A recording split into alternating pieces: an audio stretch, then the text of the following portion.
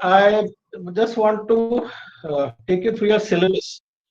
Now we review the syllabuses of every university and diploma degree college across India, and accordingly we tune our demonstrations.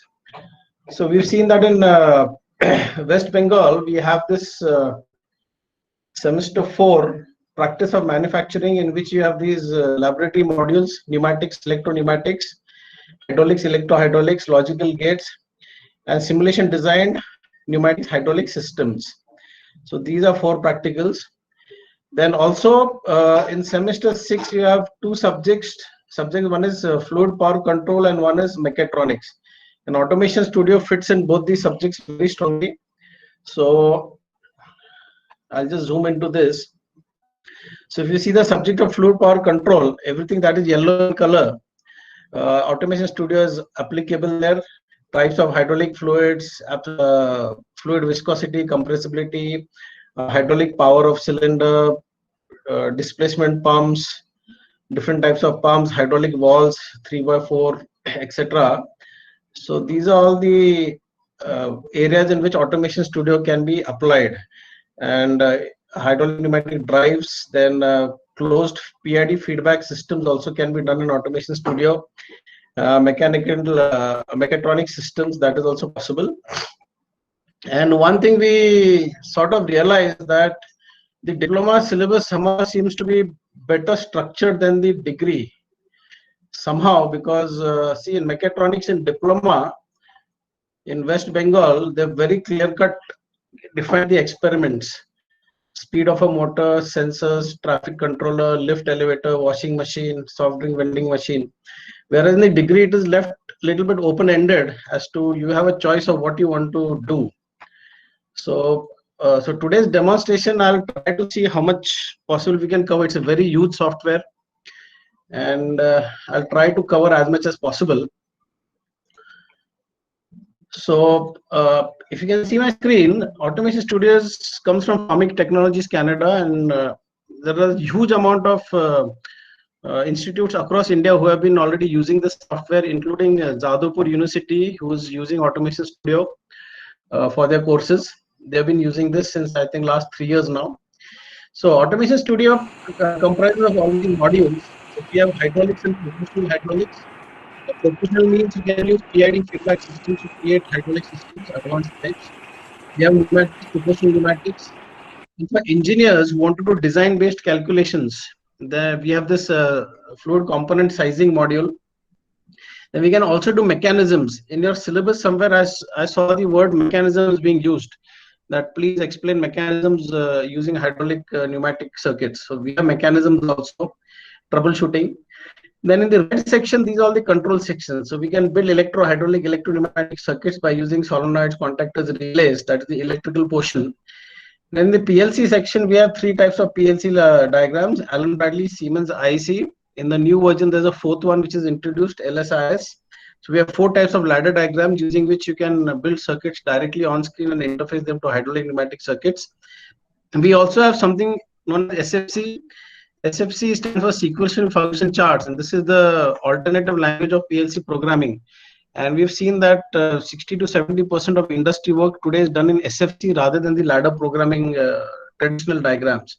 And a lot of MSME tool rooms, they have started teaching SFC as part of their curriculum also. So that is not to be ignored for student employability later on. Then we have digital electronics, and we also have 2D and 3D HMI.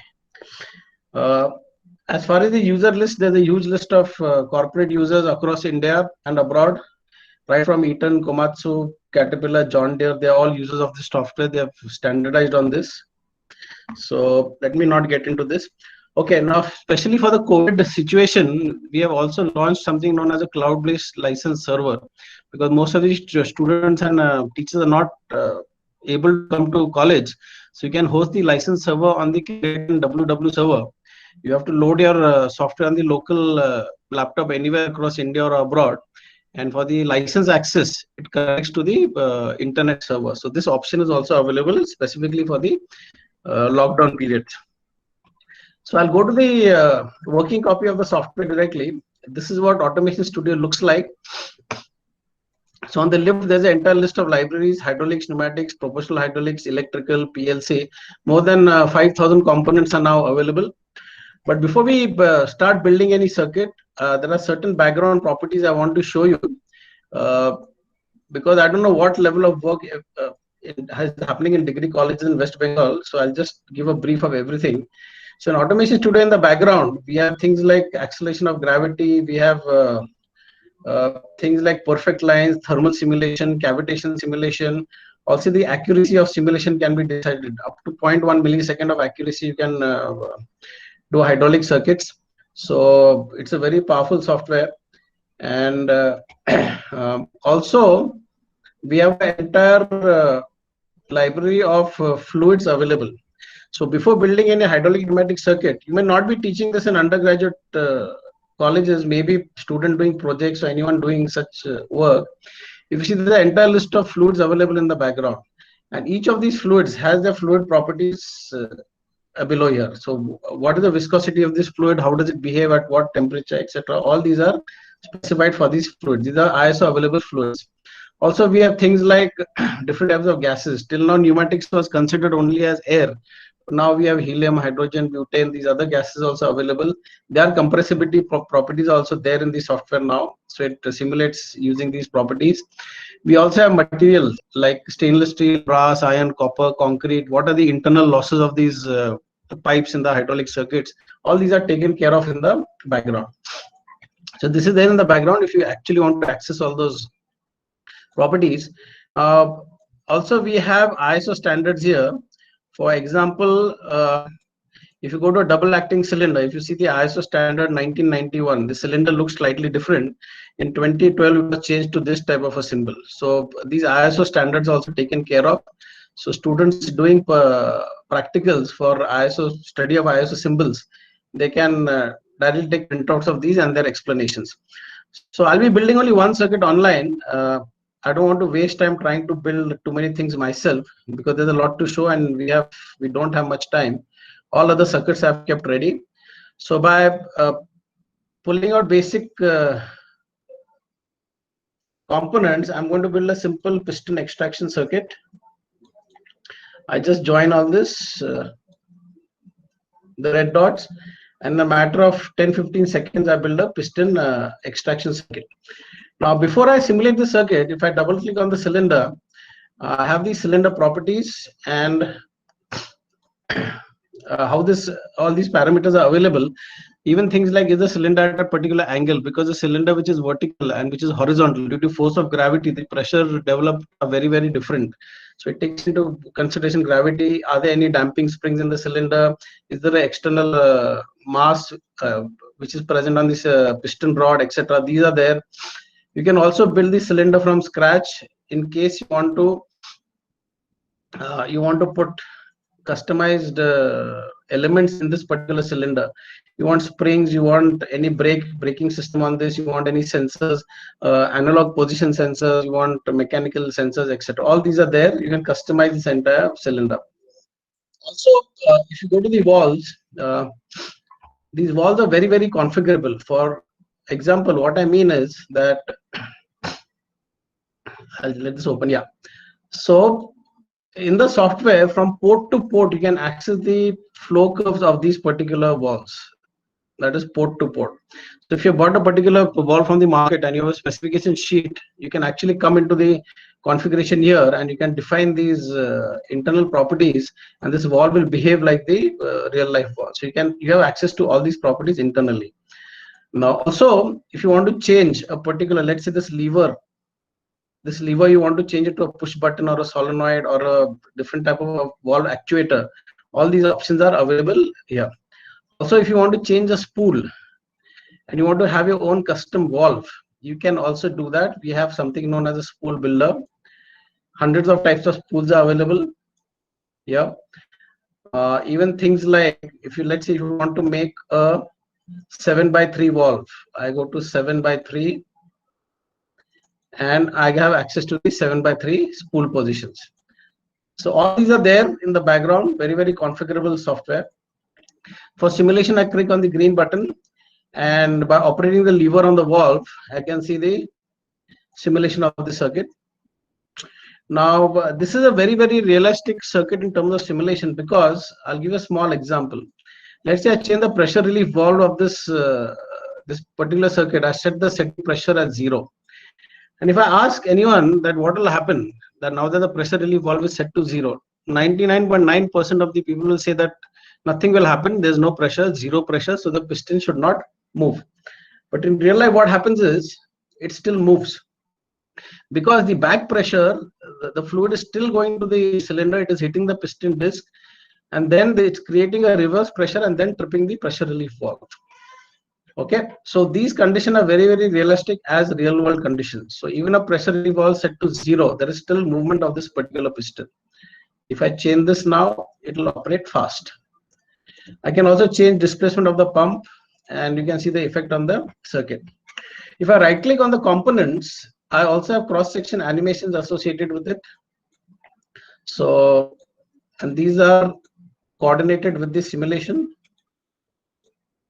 Okay, so for a teacher, it becomes a very, very handy tool in terms of teaching students concepts, how they behave with cross-section animations. Now, besides this, we also have what actually is required in the journals are plots, waveforms, and behaviors, and what is the aim of the experiment and what you are trying to achieve. So in Automation Studio, there's an entire list of measuring instruments, pressure gauges, differential pressure gauges, flow meters, etc. These can be inserted in the circuit. Not only that, but we also have something known as dynamic measuring instruments. These are like probes. You can point at any point in the circuit. For example, I click on the cylinder and I drag like this. The software automatically detects that for this particular cylinder, what are the plottable parameters for this particular cylinder. Only those will be displayed. I say I want linear position. I say okay. Or let's say I take a particular node and I point at a node here. The software detects that at this node I can measure density, pressure, temperature, viscosity. These are the measurable properties at this node. Or if I say across two nodes here, you'll see it automatically detects differential pressure. So these dynamic measuring instruments can be inserted in the circuit. And as I simulate my circuit, you can see the readings. But these readings are not enough, because I actually need to see the graphs and their behaviors. And for that very purpose, we have a very, very powerful plotter module in Automation Studio. So I'll just open up the plotter. Okay. So this plotter module, this is totally configurable. I have to just drag a particular component, put it on the plotter screen. It automatically detects what can I measure. I say linear position. I say okay. If I drop a pump, I can select maybe input flow, pressure, 2 values from the pump. The legend is here. You want to change the color, thickness, any other values, accuracy of these plots. These are all configurable. Now, if I simulate my particular circuit here, I get the plots here. Now this plotter is very, very handy in terms that I can grab a particular axis, move these plots up and down. With my mouse, I can zoom in and out. Besides that, I can also take measurements. For example, I can put in 2 measuring bars here like this.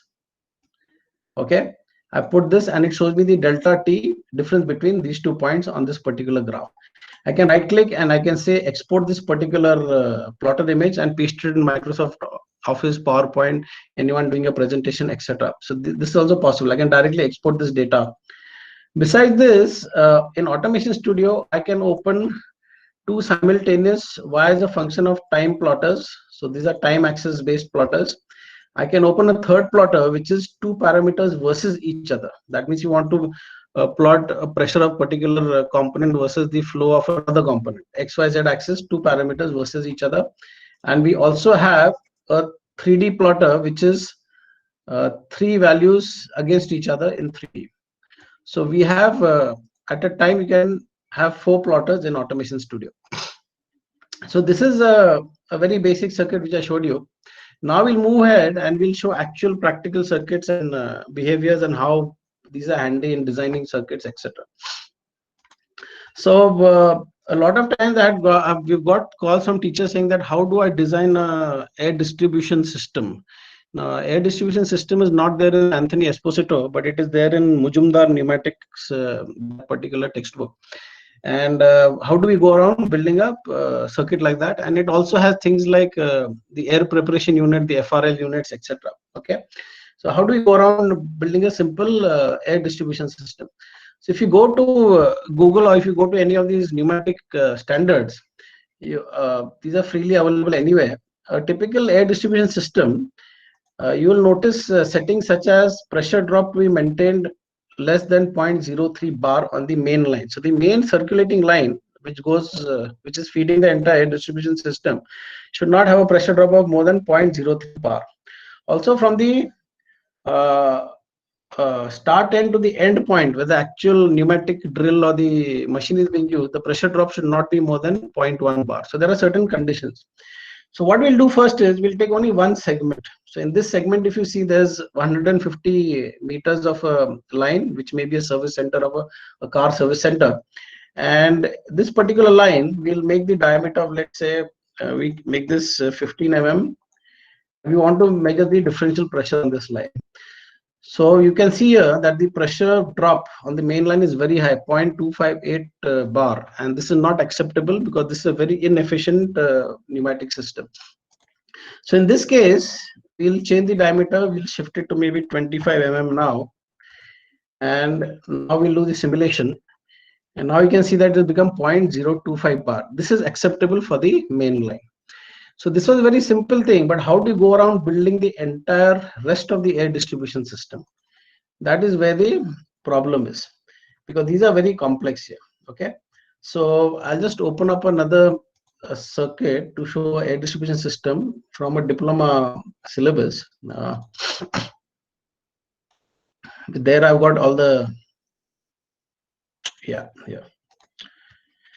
So air distribution systems come in various configurations. It could be inline system, it could be an octopus type of a system, or it could be what is the most efficient is considered the closed loop air distribution system.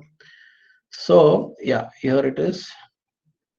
So if you see, these are the different type of air distribution systems: inline, octopus network, and closed loop. So in Automation Studio, you can actually build this entire air distribution system like this. You can put in your elbow joints, T joints, etc., and also the points where the actual pneumatic machines are connected here. Okay, these are doing the work. So you can build this entire thing. You can simulate the particular circuit, and now you can see the pressure readings across various points. So from the start point here to the end point where the actual pneumatic machine is used, it's a 0.09 bar. This is acceptable, but we should not cross 0.1 bar. Then at points like this, if you see, there is a flow coming from both sides because this is a closed loop air distribution system. So the air requirement here is higher. So we can see air coming from both sides at this particular point. Then you can also measure pressure drops across these T joints, etc. And this way you can play around with all these settings and create a real air distribution system here. So this helps you very easily in doing this. Otherwise, it's literally impossible using pencil paper. Okay. Then going ahead,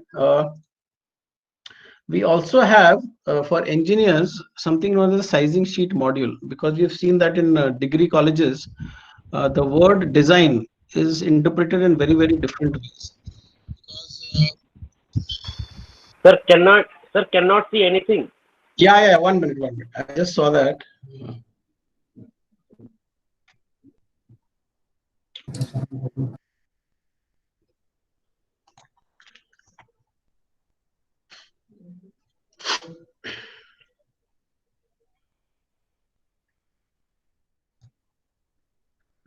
Okay, has it come on? Not yet, sir. Okay. Yeah, it has come, sir. It has come. Okay. Yeah. Okay.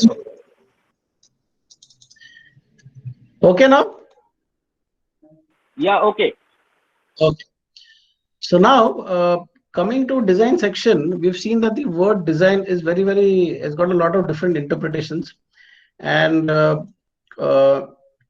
because design, people build a particular circuit and it is moving, it is doing a particular motion, and that is considered as design. But actually in the industry, design based problems we've seen in certain universities in India, for example, even Pune University, Maharashtra universities, design-based problems are very specifically given that a particular piston has to move from 0 to 100% in 5 seconds, carrying a load of maybe 1000 kgs. So can you design such a type of a system? So that becomes a design-based problem. So what I'm doing is I'm taking a small design problem here, in which what we have to do is we have to extract this piston from 0 to 100 in a fixed time. So how do I go about designing such a circuit? So this is a piston extraction circuit.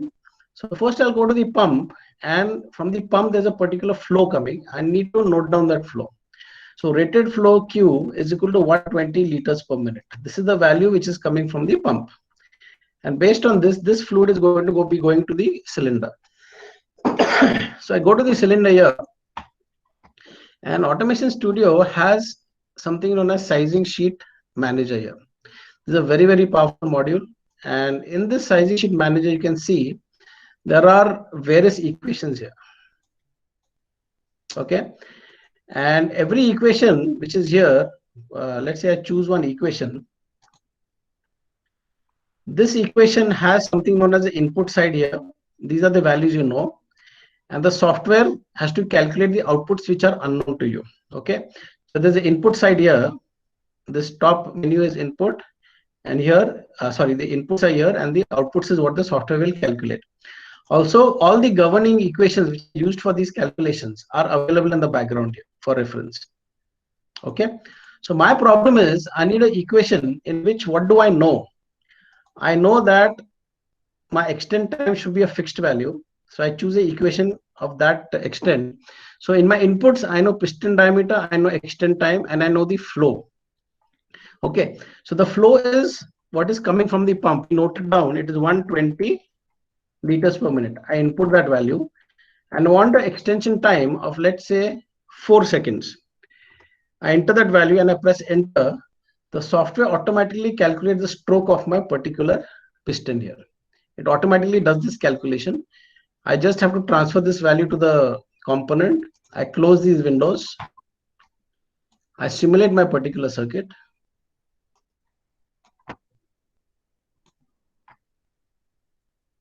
Okay, and I've simulated the circuit, and now I want to check the piston extraction time here. Has it been met? So here you'll see it's showing 3.958 seconds. So I wanted a condition of 4 seconds.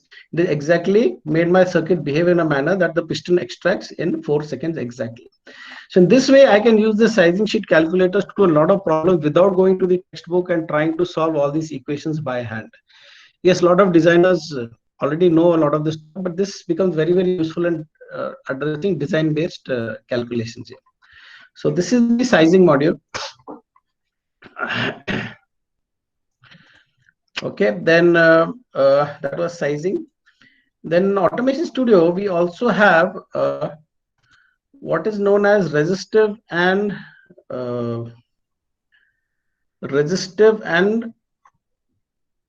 driving force curves. Let me just find that circuit here. Yeah.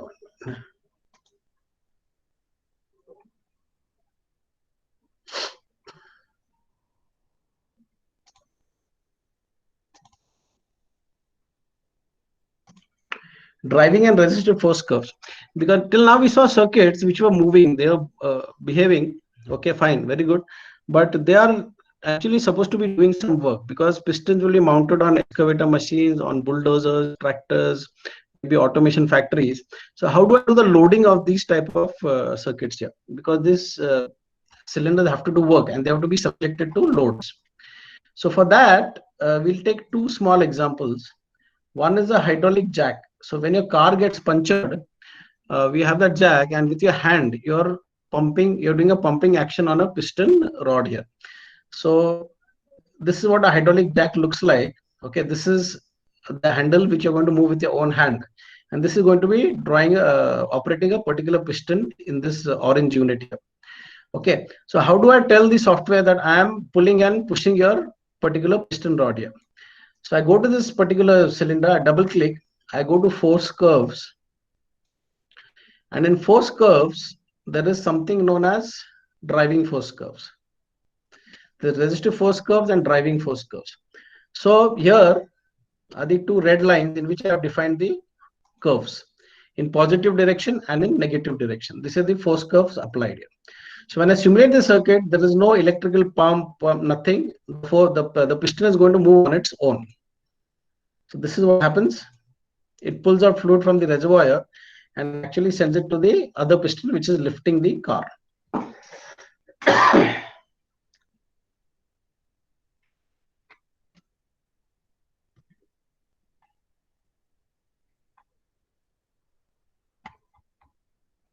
Okay, so this is a driving force curve. So you can apply curves on this piston rod to move on their own by applying external driving forces. The second problem is resistive force curves. Resistive force curves means opposing force curves, something which is opposing your particular actuators. Now, if you take an example of a bulldozer, on the bulldozer there are two pistons mounted on the front here, and this bulldozer is pushing sand. Okay, so as the piston extracts, the opposing force, the sand keeps piling up, and it starts applying a reverse pressure on this particular piston rod here. So how do I define that? I come to the particular cylinder here, I go to the force curves, I go to resistive force curves, and I set this particular graph here. You see here, this red graph I have defined on my own. I can change it the way I want this. Or let's say you have external data which has come from, you got in an Excel sheet or a text file, you can apply it here at the bottom here.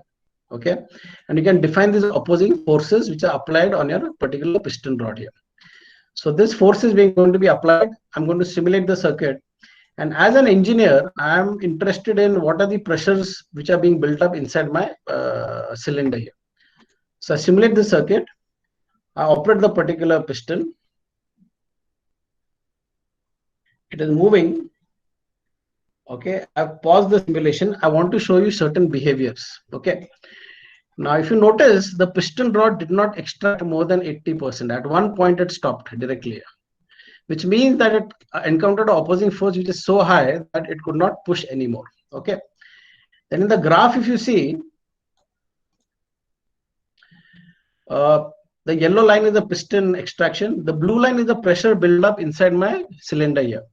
So you can see the blue line, that at the time when the piston stopped, there was a spike in the particular system, and this was these spikes could be very dangerous. It could burst a particular hose pipe, etc. Okay, so there are different ways you can build around this circuit. You can change the diameter of the particular cylinder to make it handle more opposing force, or you could do a simple thing like my system pressure, cracking pressure of my pressure relief valve. Let's say I change it to, I increase this, I make it 130 bar. I simulate my circuit. Okay, and now does it go to the 1 minute? Yeah, around 200 bar, it was able to encounter the opposing force. Yeah, so you can change the cracking pressure of the pressure relief valve. You can change the diameter of the cylinder. You can handle more force, or you can put an accumulator in the circuit. If you put an accumulator, it can maybe reduce the spike. It acts as a spike buster also, plus additional flow can be achieved there. Maybe you can put a regenerative circuit to give more flow into the piston side. So various solutions are there to solve problem like this, and that is how in the industry these circuits are built. You start from a basic concept, and then you keep refining the particular circuit. So this was the resistive force curve. Okay, then we'll now come to, before going anywhere, certain textbook circuits I want to show you. See, typically we've seen in the country, there is Anthony Esposito, which is used for industrial fluid power, hydraulics, pneumatics. Then there is Majumdar. These are two most standard textbooks being used in the industry today, not industry, in the educational sector. So in this, you'll see an entire list of typical circuits, meter in, meter out circuits.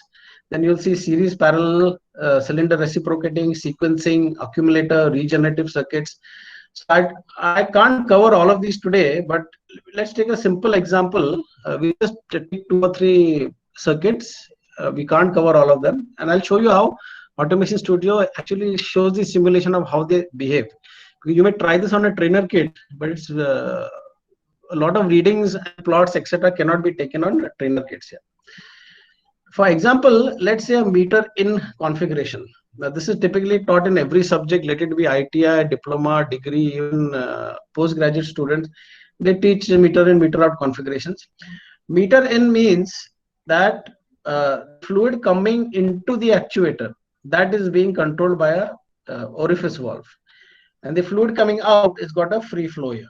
Okay, so this is the fluid coming into the actuator, you are metering it. So this is a meter in configuration, which is from the piston side. If you consider both sides, on the left hand side, the fluid coming into the actuator from the left, that is being controlled.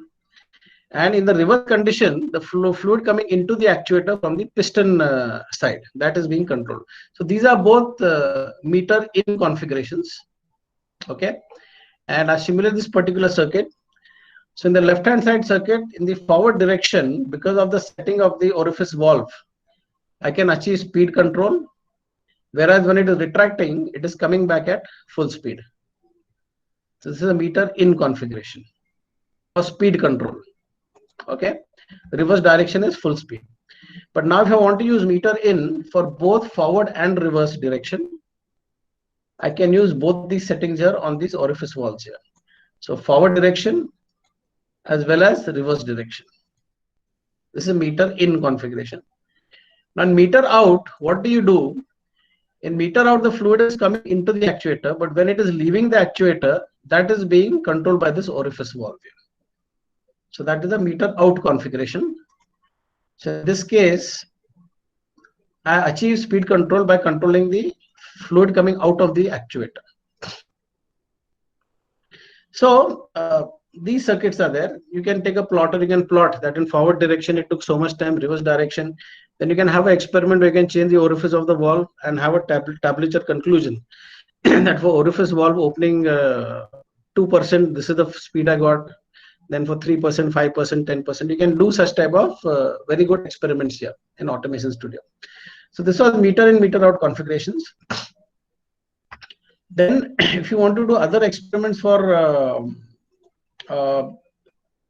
colleges, let's say we take a simple thing like a linear actuator, and you want to do an experiment on a linear actuator. Now this cannot be performed on a trainer kit, but I'll show you how a simple experiment for a linear actuator can be made very interesting in Automation Studio.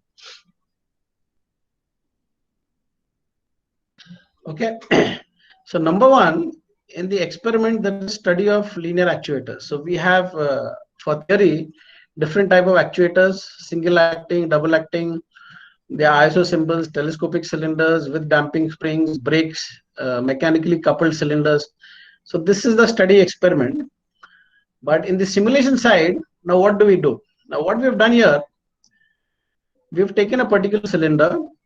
It is at 0 degrees inclination, carrying a load of 6.7 tons. Okay, and the piston diameter is 100 mm. So I'll simulate this first circuit here. So in the circuit, when the cylinder is at 0 degrees, it is able to handle the load and move successfully. It is able to handle this load. But in the second case, what I do is the same cylinder inclination, all other factors being the same, I change the cylinder inclination to 90 degrees. Now, because of the force of gravity and 90 degrees inclination, the same cylinder and the same load, it is unable to push that particular load. Okay, so this, because of inclination, it has failed to now extract this particular circuit here. So now what can I do? Now these conditions were at a setting of 80 bar system pressure. This is a system pressure of 80 bar, 0 degrees inclination. It moved. Okay. Then 80 bars, 90 degree inclination. It could not handle the load. Same circuit, 90 degrees inclination, but pressure at 100 bar now. I slightly increase the pressure relief valve system pressure. It is able to handle this particular load. So this is a test on a linear actuator here. So such type of experiments you can design for students. They become very interesting. They can actually see the effect, and these cannot be performed on trainer plates. So this is a study of linear actuators. So this way we have lots of them along with the software. We ourselves have got around 300 circuits. With the software, there are a lot of test circuits available also. So material, there is no problem. Okay. Then another very basic circuit is series and parallel cylinders. Okay. It's a very basic experiment, but a lot of colleges, what they do, they connect the particular circuit. Okay, circuit moving in series, circuit moving in parallel, and that is the end of the experiment. But let me show you certain very interesting things of how this can be made. Very interesting. Now let's take the case of series cylinders here. Okay, A1 A2 are in series, so is A3 and A4. Okay, now let's simulate the circuit of A1 and A2.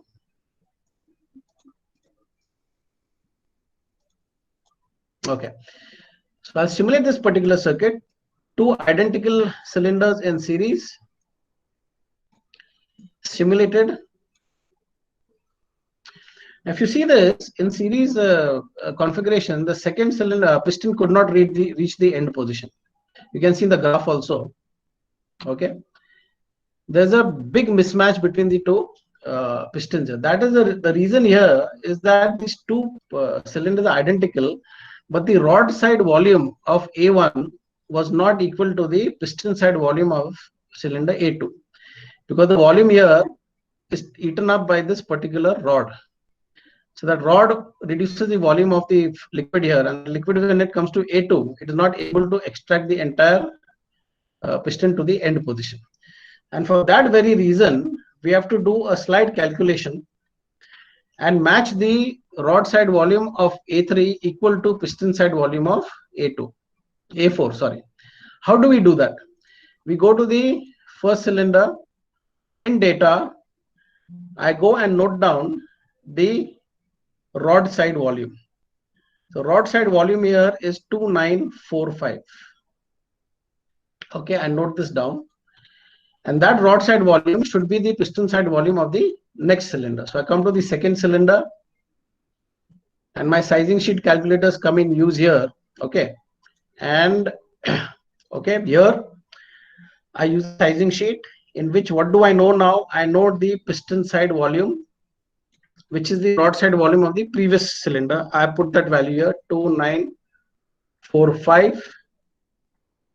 I say enter. Software automatically calculates the piston diameter of the second cylinder. This calculation is done automatically. I transfer this value. Okay. Now when I simulate this particular circuit, you'll see both the pistons reach the end position in coordination. Piston synchronization has been achieved. I'll just activate that graph, A3 and A4. I'll simulate this circuit again.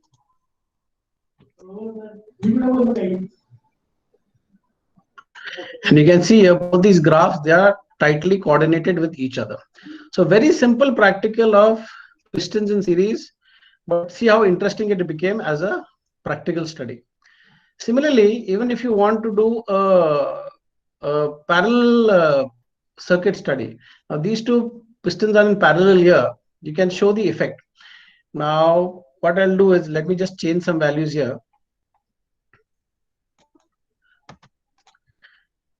Pistons in parallel here, identical pistons. If I simulate them,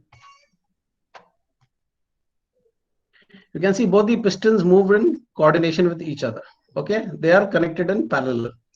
But now what I'll do is, I'll go to the second cylinder here, and I'll put a load of around 1500 kgs on this particular piston rod here.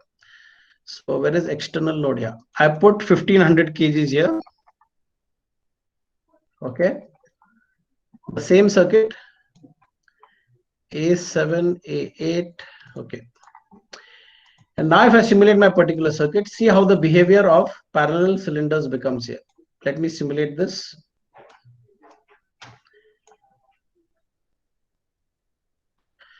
Second piston could not move because there was not enough enough flow coming to that particular second piston. So initially the entire flow goes to the left hand side piston, extracts it, then the additional flow comes to the second, and then it lifts that particular load. So the total synchronization of this circuit is lost. And that is the reason there is something in the industry known as a flow divider, which was invented here. This is what a flow divider looks like. A flow divider divides the flow into 2, 3, 4 different channels here, and total exact flow on all the ports up to the not cracking pressure, to the failure pressure of this particular component. So in the industry, these flow dividers were invented, and this allows flow to be equal irrespective of the loads or the opposing forces. So on the left cylinder, you can see 0 kgs, right hand side 1500 kgs. They are coordinated right now because of the flow divider being used. So these are simple circuits, very basic concepts of series parallel cylinders. Then if you come to logical circuits, let's take an example of an accumulator. This is taught typically in a lot of colleges here.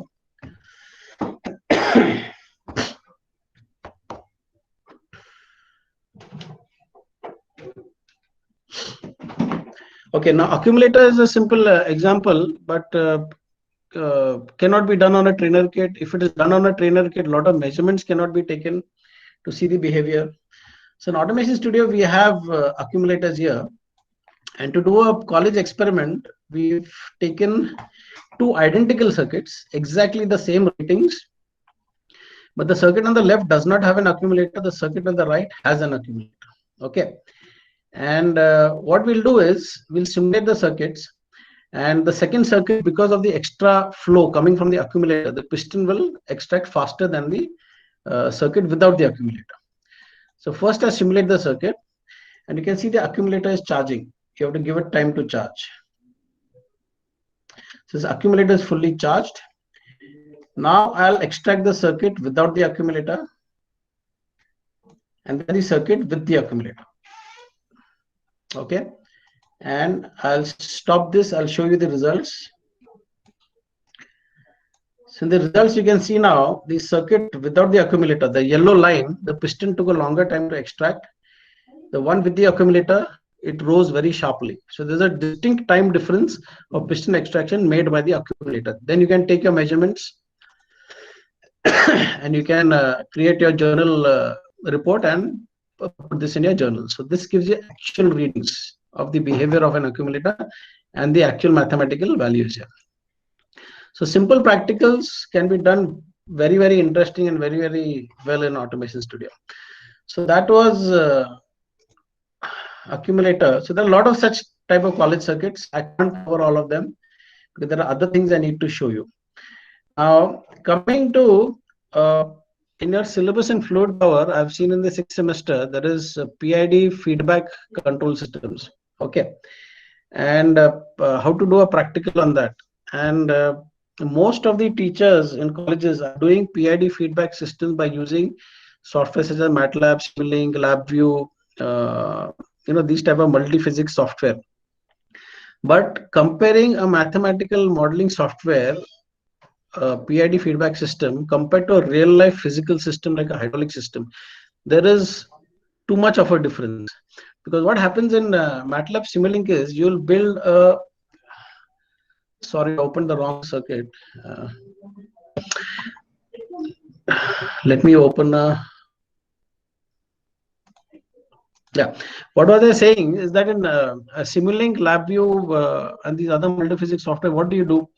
You take a step response, a signal as an input signal, then you have a PID, proportional integral derivative blocks, then you'll have a transfer function, first order, second order, then you'll take feedback and you'll plot the curves on oscilloscope.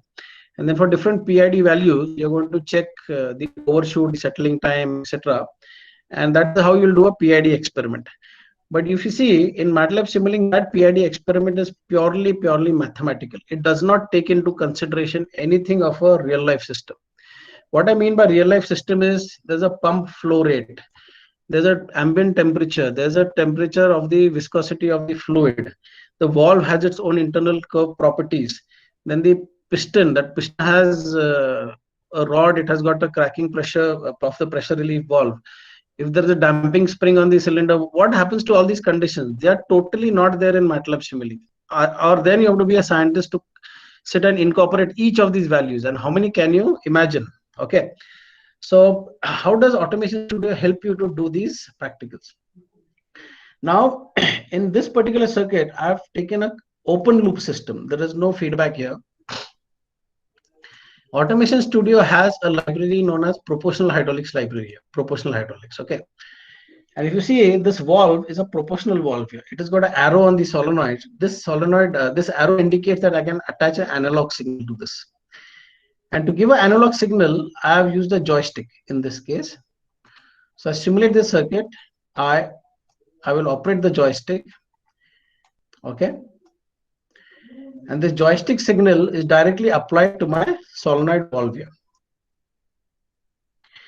But now this circuit has got some very bad behavior in the sense when I move my mouse to the right, you can see the piston runs in one direction.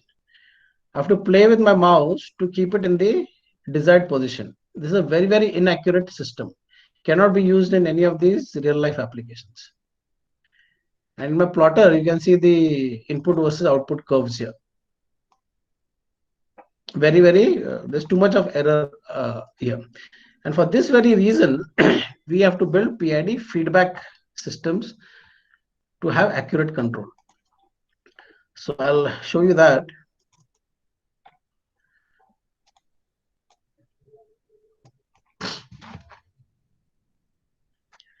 So Automation Studio has two types of PID control.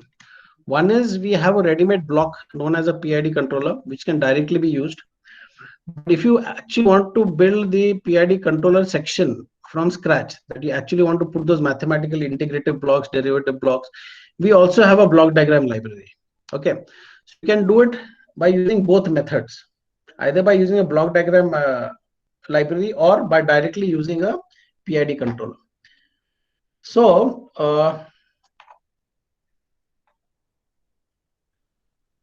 in this circuit here, you can see we have used a PID controller, which is a single block. Okay, it is a single block of PID. There is no internal breakup of the circuit here. So this PID controller takes the piston position from the cylinder here. This piston here, if you go to the properties of this piston here, you can see there's a position sensor -10 to +10. So when the piston moves, it is giving out a signal -10 to +10. Then we are taking a graph as a set point input device, set point input signal. And this is the signal. So in the previous case, we were using a joystick to operate. Here we are taking an accurate graph waveform because hand is usually not steady. So I cannot plot input versus output very accurately. So I'm taking a preset graph here. This graph I can define the way I want here, like this. Okay. And this graph is giving the set point input to my PID controller. PID controller will calculate the error and then it will operate this particular valve here. So I'll simulate my circuit. So in PID tuning, typically you teach students different methodologies of PID tuning. There will be Ziegler-Nichols method, manual tuning methods, etc. But all of them talk about one general theory. One is that initially make the proportional value very high to a point where you get ultimate oscillations. So let's say I make the value 800. And the graph you can see that blue is the input graph, yellow is the response of the cylinder. So I'm getting oscillations at 800. Now after this, what I do is I'll go to my proportional and I'll cut it down to maybe around 3.5. I introduce integral gain of 1, and derivative gain, I keep it at 0. And you'll see that a very fair amount of PID control has been obtained here. Okay. Now you may say that, okay, this happens in MATLAB Simulink also, and this is the same response I get. But now let me show you something very interesting. I make proportional 8, I make integral 0. I get my oscillations again. Okay. But now what do? I'll go to my pump displacement and I reduce pump displacement here.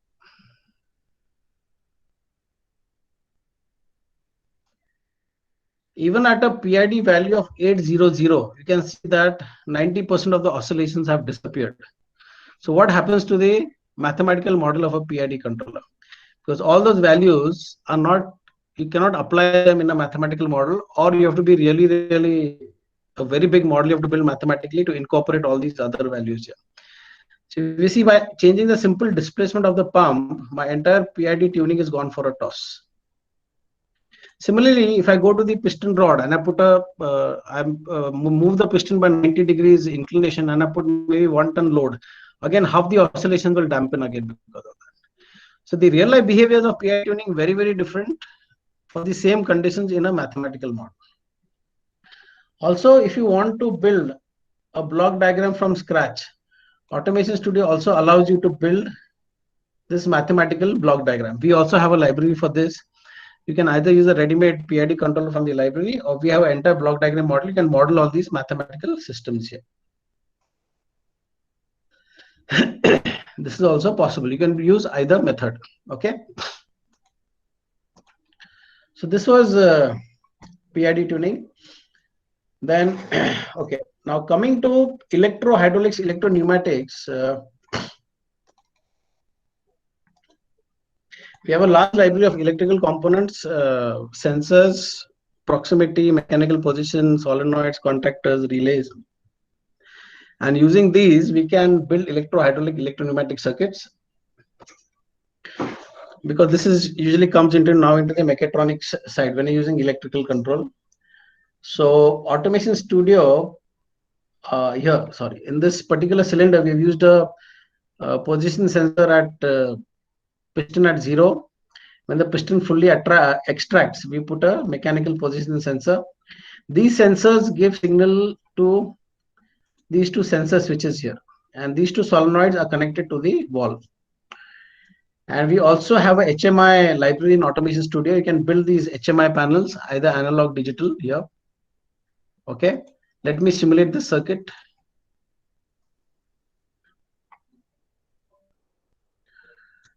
Now, because of the way the circuit is built, it is going into a self-reciprocating action. You can see at 0 position, one sensor is triggering. At end position, the second sensor is triggering. These two sensors give signal to the electrical portion here.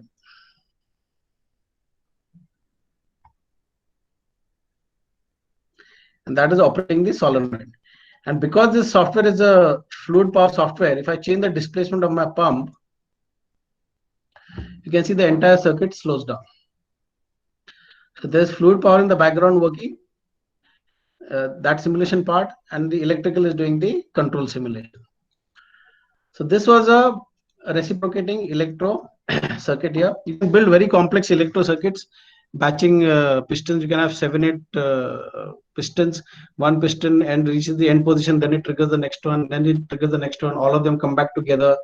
So we have received a lot of student projects also who do such type of projects. They go to an industry, they'll pick up some logic, and they'll come and they'll want to design it in Automation Studio. Okay. Then we also saw in your syllabus, there was a mention of mechanisms, that hydraulic circuits and how do they operate mechanisms. Now, if you go to Anthony Esposito, the textbook, in a lot of chapters, you'll see mechanisms shown there in those circuits and behaviors of those mechanisms. So Automation Studio also has an entire mechanism manager.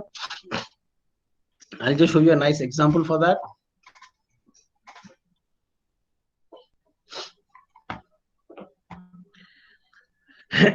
Okay. Now, this is a example of a mechanism manager. Let me explain this to you. Now, if you see this particular hydraulic circuit, the piston on the left hand side has flow coming from a valve and a pump. Okay. So this has got a full circuit, whereas the piston on the right hand side here, this cylinder has only a reservoir here. There's no pump, nothing on the right hand side piston. But in real life, we've taken a metal rod and we've clamped the two piston rods together here. Okay. So how is that done is that there is this mechanism manager here, this one. This is where the mechanism is defined. So we have two pistons, there are two clamp joints here, center of mass can be defined on these. You can even put loads on particular points on this particular arm, horizontal arm.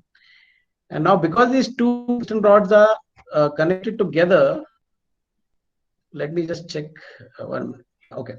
Now because these two piston rods are connected to each other, when I simulate the circuit and I extract the left hand side piston, it will pull out the piston on the right hand side. So I simulate this. Because those two rods are joined together, it pulls out the right hand side piston. Now what I'll do is I'll go to the second piston here, and in troubleshooting I'll go and jam the particular piston. Automation Studio has these troubleshooting menu here in which you can introduce faults in the circuit. For here I put jammed piston, activate the failure. I say jam the piston.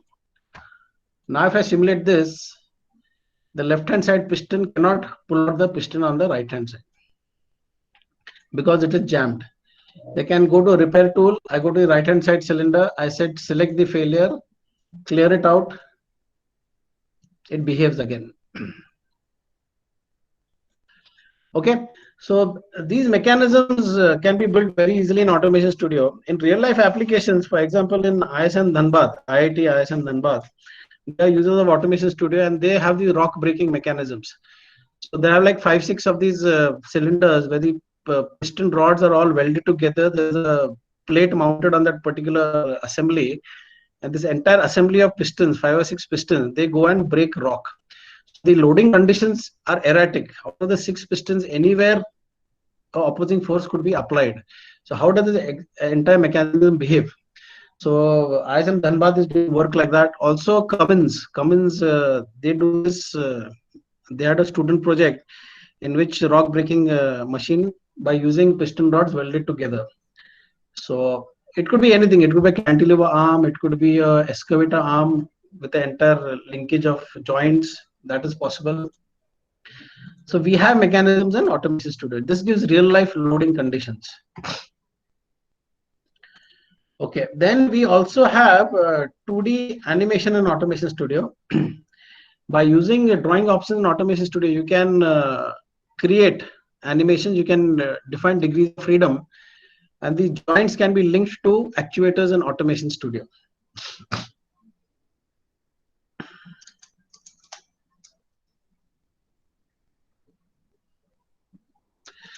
Whatever queries you have, we'll do it at the end. I'll go through your chat window later on, because otherwise it will be distracting right now. Let me complete this, then I'll address all your queries.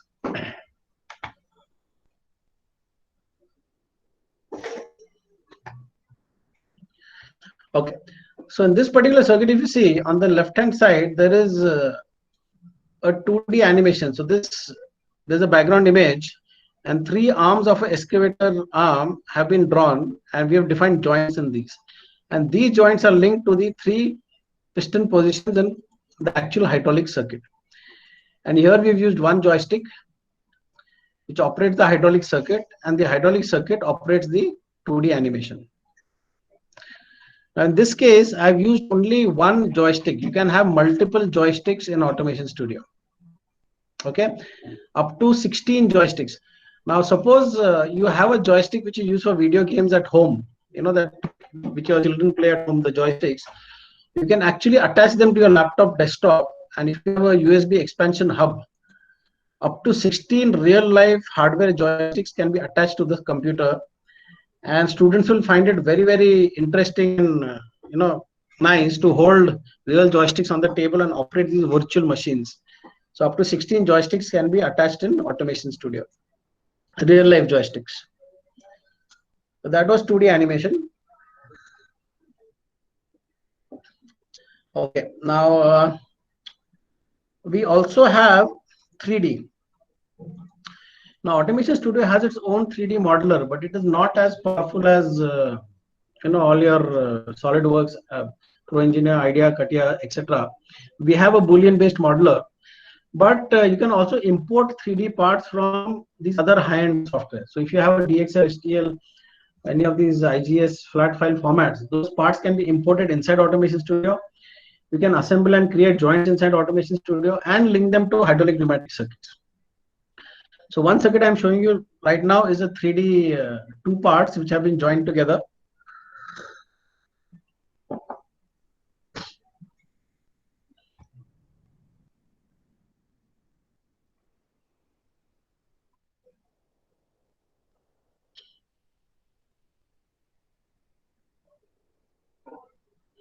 Okay, so on the right hand side, if you see, these are two parts imported from another software, bucket and an arm, and we have defined a joint in between these two, and that joint is linked to this hydraulic circuit here. So I'll operate the hydraulic circuit, and so the piston actuates the joint there. So such type of 3D animation is possible. But let me show you something which is made in a better fashion. These are just two components. I'll show you a steering assembly by using a steering block in the hydraulic circuit as well as a 3D. So 3D steering mechanism.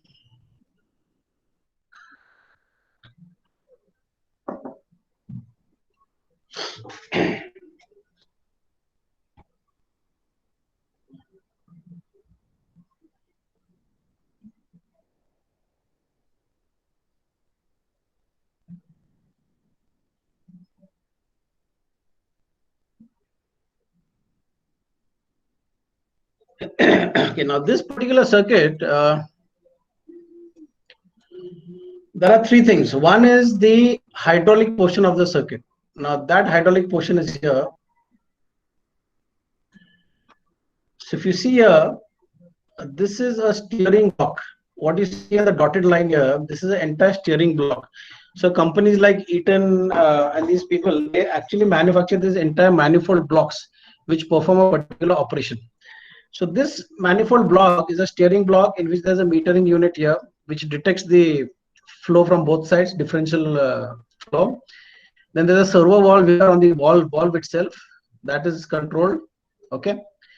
And then there are these two pistons here which will control the power steering. So that is the hydraulic portion of it. Okay. The mechanism is defined here. This is the mechanism manager here. Okay. This mechanism is here. And that is also linked to the 3D. Okay. So now we'll simulate this particular circuit. Let me move the hydraulic circuit to the side. Okay. I'll open the steering wheel. Mechanism. Okay. Now I'll operate the steering wheel.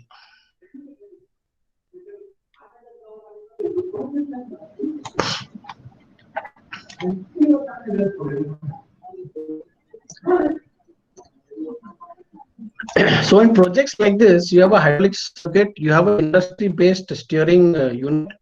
We have a mechanism manager to apply the real-life loads. We also have PID feedback systems, all these working together to create a industry-based circuit like this. Okay, so such type of circuits can be implemented in Automation Studio. Now, this what you're seeing right now is the educational version. Whatever you saw just now, it's all in the educational version. But anyone doing professional work, they have to buy the professional version, which is quite expensive. But in the professional version of the software, there are more than 50,000 industry catalog components. For example, there'll be Eaton components, there'll be Parker Hannifin, there'll be Genetics. There are more than 40-50 manufacturers whose catalogs are available in Automation Studio in the professional version. Okay, so these catalogs look something like this. I'll show you how it looks like.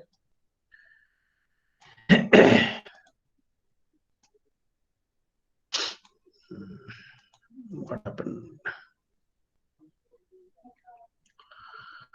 Okay.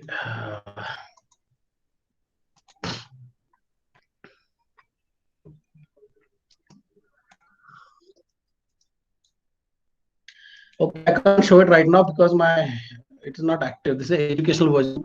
But anyway, Automation Studio has in the professional version more than 40 to 50,000 industry components which you can directly drag drop by using the model number of that particular component. That is possible. Then, okay, let's move ahead. There is digital electronics. I don't want to show this right now, but AND gates, OR gates, SR, JK, D flip-flops, decoders, verification of De Morgan's theorem, all these can be done in digital electronics, no problem. Then coming to PLC section, like I told you before, we have Allen Bradley, Siemens, IC, 3 types of PLCs. Using these, you can build PLC circuits and link them directly to hydraulic, pneumatic, or 2D animation circuits.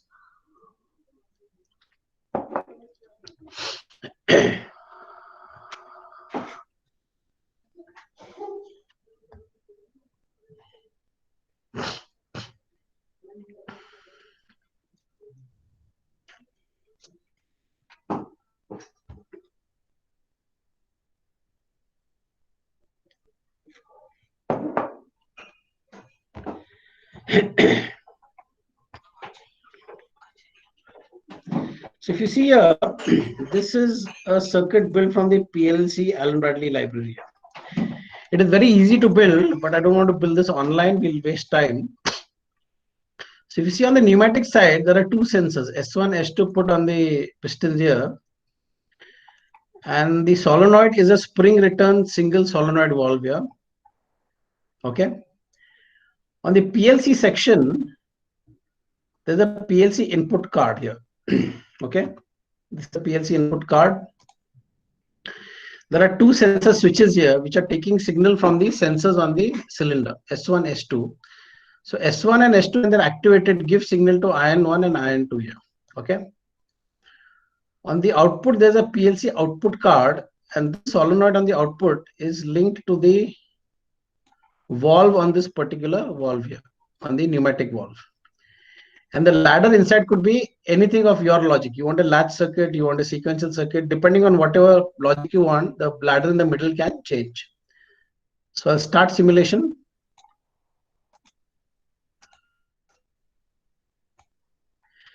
And you can see in a very, very visual fashion that how the pneumatic side, the sensors are triggering, the switches on the PLC input card are triggering, the ladder is controlling the logic, and then there is a output signal. I'll reduce the flow of my compressor. Entire circuit will slow down. The best part about this is, if you find something is wrong, you can just come to the PLC, delete a particular contact, modify it, insert a new contact, re-simulate, and you can test it immediately. Otherwise, someone teaching PLC hardware in real life, it is very difficult. You have to go to the PLC programming software, create that. There may be a little bit simulation available there. You can only see the contacts operating, not the real system of hydraulics, pneumatics, etc. Then you take this entire logic, you burn it to a PLC, you bootstrap it, etc. Then you connect your maybe multimeter, LED lights, or connect it to a real system, simulate it. If it doesn't work properly, come back and do the entire thing all over again. Here, you don't have to do any such thing. You can directly do your permutation combinations here itself in the software simulation mode. Another circuit I want to show you, that is of a traffic light, very typical mechatronics example. Now, traffic light in mechatronics, we typically teach timers, counters, these type of mathematical functions in PLCs. And here you can actually use a timer to create a traffic light within the simulation environment. I'll just show this example to you. Now, a logic for a traffic light or a washing machine, or maybe a 3-phase motor starting, is typically the same. There are 3 timers working in sequence, one after the other. The first one, then the second one, then the third one. The basic logic is the same of 3 counters working in sequence. So in this circuit, we have a traffic light built from the HMI library of Automation Studio. Okay. On the ladder section, there are 3 timers used. T on delay timer. T on delay timer 1, 2, and 3. Okay. So I'll simulate this particular circuit.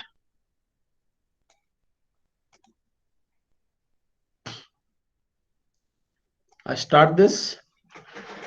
You can see first the green and the red lights are on for 10 seconds. After 10 seconds, the yellow will blink for 3 seconds. Then it will reverse the sequence. Also in simulation mode, you can see the count on the accumulator happening here.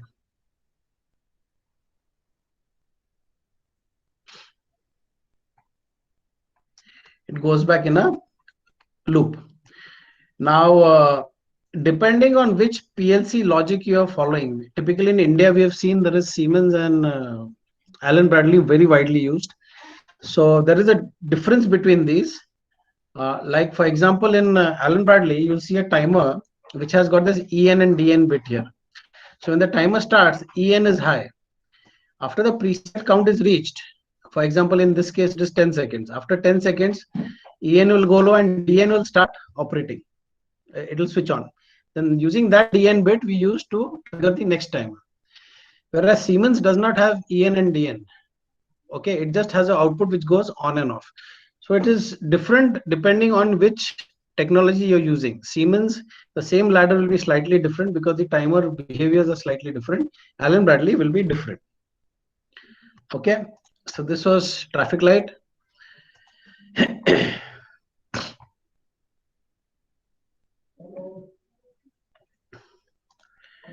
Okay, then we also have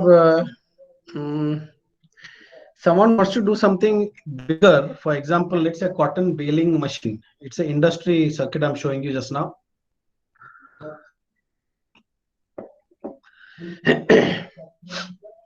Cotton comes into one section. The pistons will press it.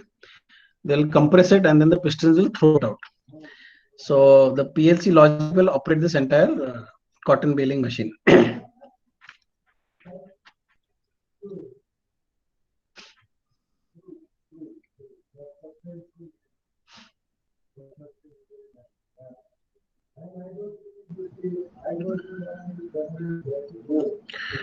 In beyond West Bengal, IIT Guwahati is a user. I think in the instrumentation department. Then NIT Meghalaya, they are also users of this. They are, I think, almost 30 or 35 copies in Meghalaya. Okay, so this is the hydraulic circuit of a cotton baling machine. This is an industrial circuit. Okay, this is where the cotton comes in. It is pressed and it is thrown out. There's the entire hydraulic section here. Okay, there's the HMI library. In the background, there's a very large PLC logic here. Okay, here, this is being used. So I'll operate this particular circuit.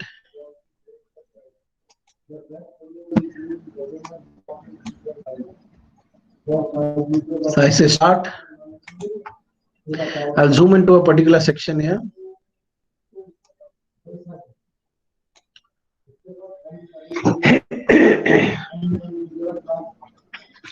So this is operated by the PLC in the background.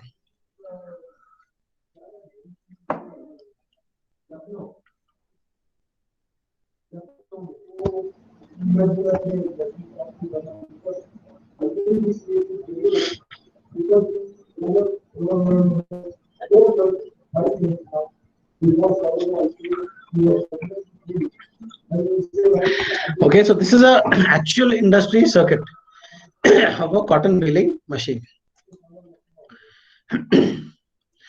A very similar circuit like this has also been implemented by students doing a project.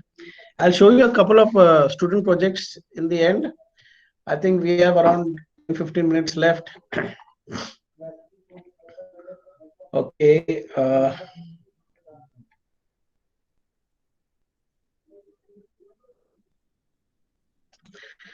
Okay, one example I want to show you is that of SFC, because in the industry, like in the initial opening of the demo, I mentioned that SFC is used widely in the industry, and that is the future of PLC programming. So what does the SFC program look like? I'll just show it to you.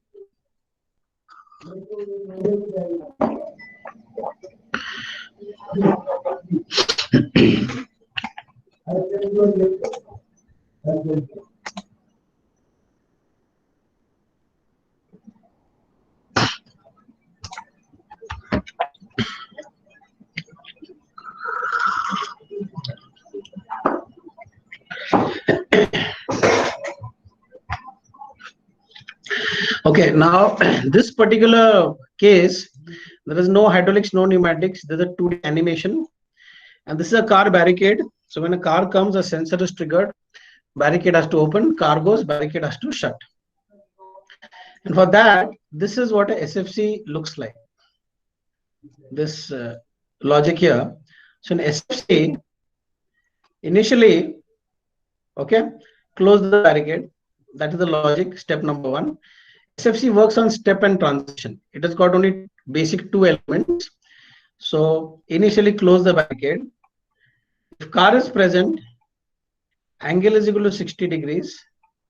If there is no car, go back in a loop back to the top. So simple 4-step logic here. Okay. This is what a SFC looks like. I simulate the circuit. And there's one button here I've kept to indicate that the car has come, like a sensor. So when I press this, barricade opens. Car goes, barricade shuts down.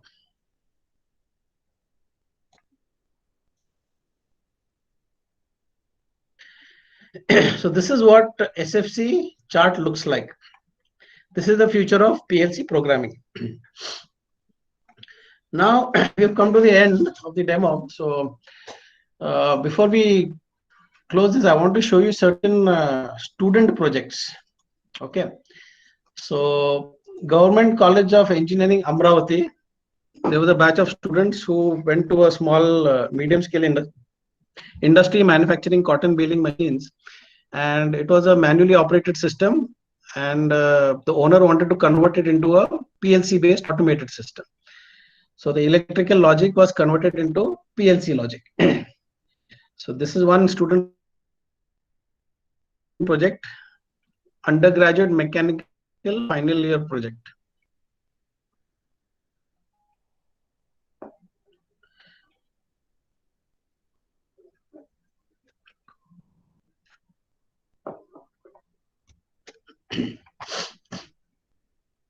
Okay, this was a student project, and they had to use a mechanism here also. Okay, this mechanism they had to use because in the machine there were 3 pistons here. The 3 pistons here on which there was a plate mounted on the piston rods here, and these 3 pistons were doing the pressing action on the cotton.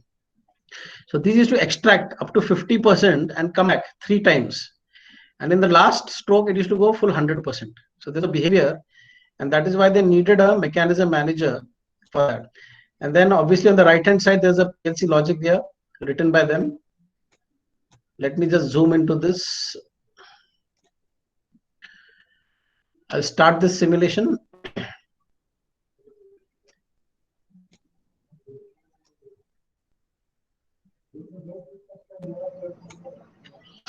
You can see the 3 pistons, they're moving together.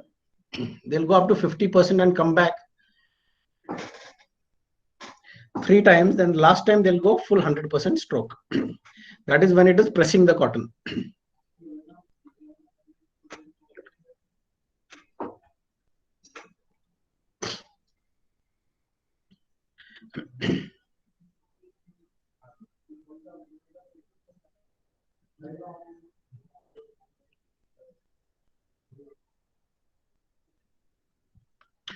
Okay, so this was a student project, undergraduate mechanical cotton baling press. Then other projects I'll show you. Then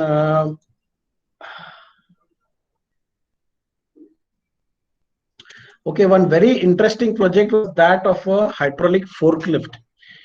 Now there's this particular student, a girl who came for internship to our company here, and she wanted to learn hydraulics pneumatics before a semester had started. This was the end of second year. This is 4th semester student, and she went and took a circuit from the industry, and she designed a design based hydraulic forklift circuit. And there was a lot of design criteria involved in that by using industry components, etc. And she actually even published a paper on it, which was accepted because of the design considerations. So this is a student project of a student who's not even started the 5th, 6th semester and entered that subject, okay, of hydraulics pneumatics. But during internship, this project was executed by the student. Now here, if you see on the left hand side, this entire dotted line here, this is a steering block from Eaton, power steering block. So this was the catalog she picked up from Eaton, and she actually modeled and put all these values inside and made it behave like the real Eaton steering block. So in this, if you see, there's a metering unit here, servo motor here. On the top, there is a steering cylinder. So this steering cylinder also had a particular condition that it is supposed to handle so much of kg load, and in one direction of the steering wheel, it should extend from the sensitivity of that steering should be in 3 seconds from left to right. There were a lot of design considerations here. Also, since it was a hydraulic forklift, a flow divider was used here. Okay.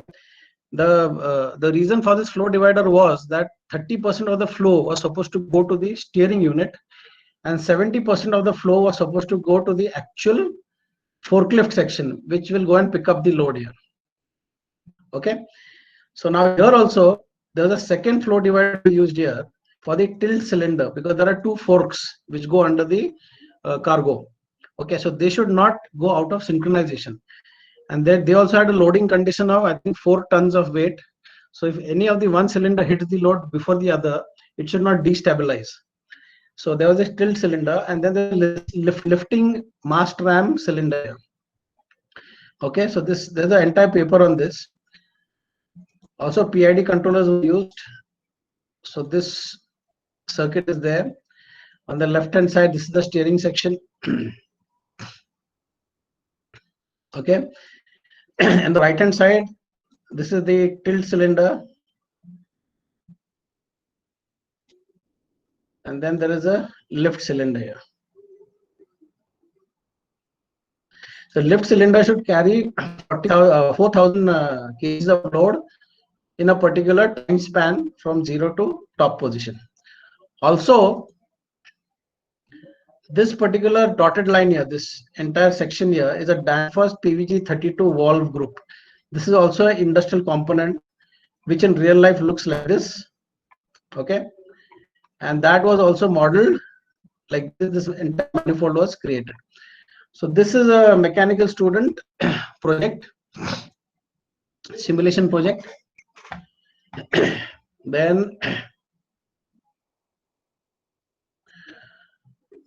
okay, then one bunch of students from MIT College Pune, they did a batching system where 4 or 5 pistons had to do work in a particular sequence, more of a sequencing operation. So before doing the real life project, actually manufacturing it in the workshop, they wanted to test the entire logic in a simulation software. So what they did was they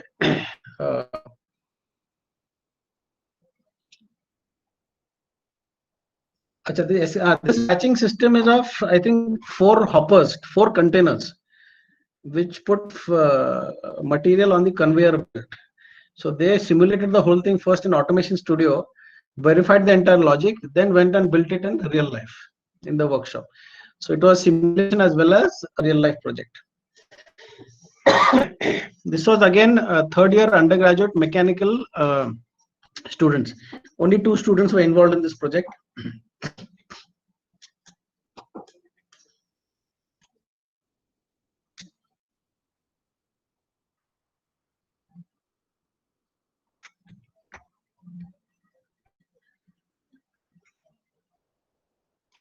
Okay, so this was a batching system of 4 containers.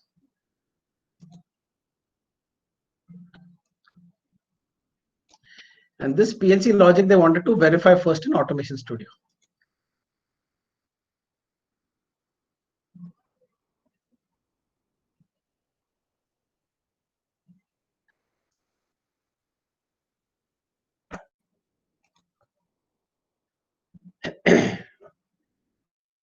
So the students build the PLC logic, they build the 2D animation by using the functions of Automation Studio, and did the entire simulation.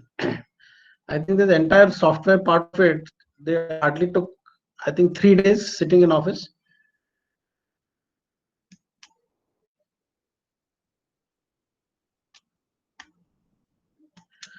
So this was a student project. And before we conclude, I want to show you certain 2 or 3 projects which were using an interface box, IO box.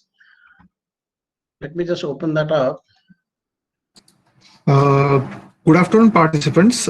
It's a request to participants. If you have any queries, you can unmute yourself and you can ask directly to the Praveen sir. Just Your 2 minutes, sir. queries yes. Or you can put your queries into the chat box also. Okay. So Automation Studio has a IO box. So what you can do here is, if you have a hydraulic electro-pneumatic trainer kit in college, and using this kit, this operates on 24 volts input output. So in Automation Studio, you can build the PLC logics and directly through this IO box control the components on your hydraulic electro-pneumatic trainer kits.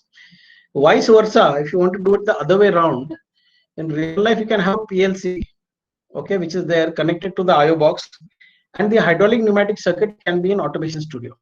So bi-directional connectivity by using 24 volt signals. It depends on you what you want to design on which side of the IO box. So this IO box is there, and based on this IO box, there were certain projects done by some colleges. Now this is a project done by College of Engineering Pune.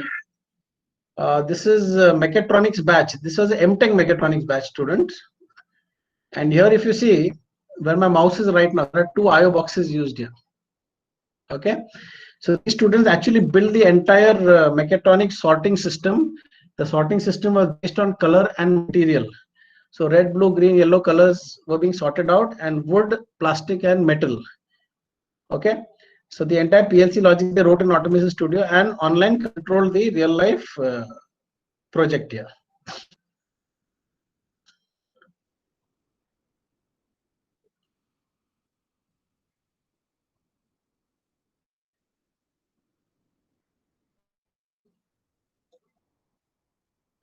So this was one project. There's another project which was a interface project, stamping project, by using the IO box of Automation Studio.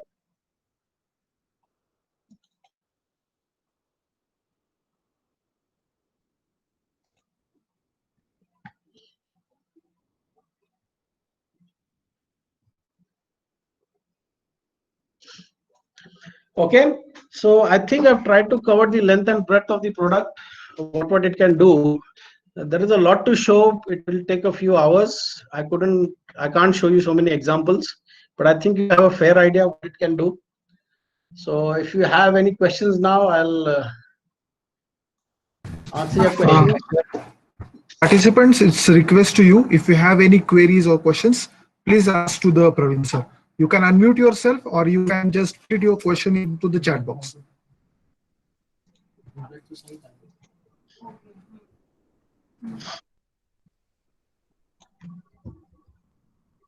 The feedback link is also shared in the chat box. So you can just go to the chat box and fill the feedback form also. And according to that, you will get the certificate. What is the cost of the software? Okay. Sales department. Yes, sir. Sir, we need one request from your side, sir, regarding one mail. Okay. I'll give you my mail ID. So please send your commercial request on it.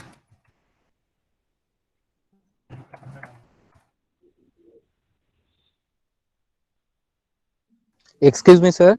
Hello, sir. Yes. Yes, actually, I have a mechatronics lab here in Dr. Bisro Engineering College. Okay.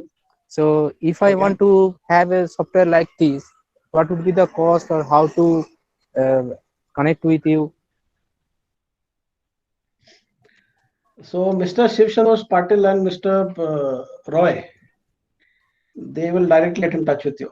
Any sales related information? Yeah. Sir, can you please tell me your college name and Dr. B.C. Roy Engineering College, Department of Mechanical Engineering. Myself, Shubhajit Bhattacharya, Assistant Professor there. okay, sir, do you do one thing? I have mentioned my mail ID in the chat box. Please send the request for the commercials on that, sir. Okay, Okay, then we will okay, take it for it. okay. Thank you. Any technical queries regarding Automation Studio? You can unmute yourself and ask to the Praveen, sir. The presentation was very much nice, very Thank you, and sir. attractive. Thank you, Thank sir. you. Thank you, sir. Thank you very much. Yeah. Okay, then I think I'll shut down my computer. See if you continue then. Okay. Yes, sir. Okay. Thank you very much. And now I would like to thank you to the all participants who have been with us from last 1.5 hours. And we will come up with the more technical session for the West Bengal in the future time. Okay, and we will give you the update regarding on the mails, WhatsApp. Okay, if you have any queries, you can ask any commercial regarding. I have mentioned my mail ID on the chat box. You can directly mail us and you can ask us the question regarding for the commercial. Or if you have any doubt regarding Automation Studio also, you can ask us.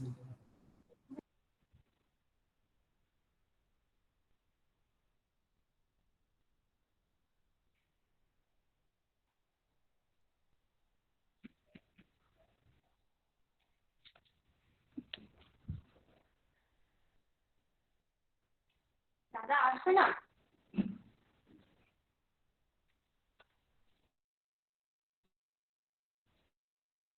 ওটা We will assume that and there is no more questions from your side. So we will wrap up our session. Thank you, everyone.